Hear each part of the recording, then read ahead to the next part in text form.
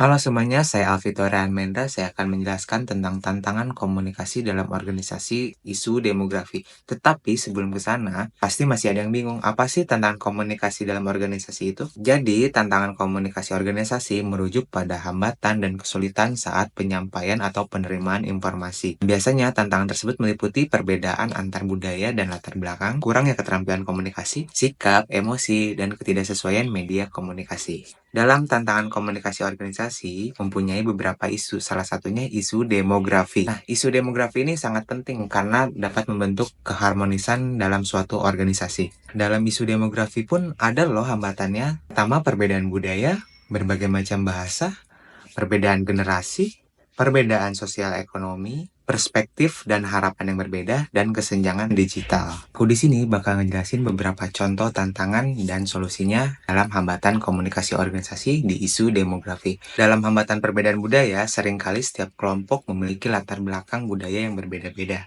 yang dapat mempengaruhi cara berkomunikasi, menafsirkan pesan, dan merespon instruksi. Tantangan ini biasanya memiliki perbedaan norma, nilai budaya, dan akan menimbulkan kesalahpahaman. Jadi apa sih solusinya?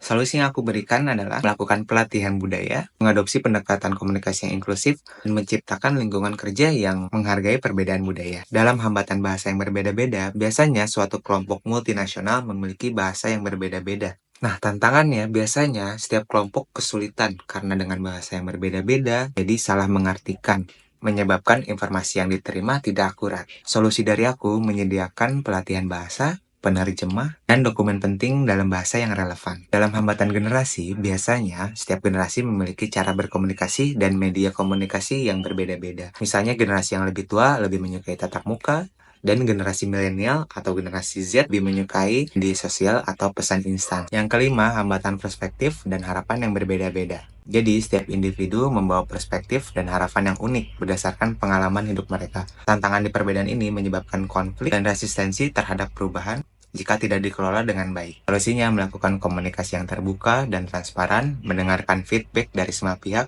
mengembangkan strategi yang menyatukan berbagai perspektif.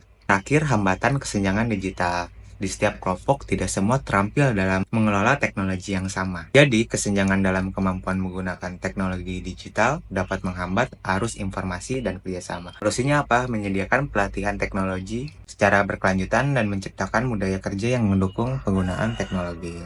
Kesimpulannya adalah dengan mengenali hambatan tantangan-tantangan komunikasi organisasi, meningkatkan efektivitas komunikasi, fasilitasi kerjasama yang lebih baik, dan menciptakan lingkungan kerja yang inklusif dan produktif.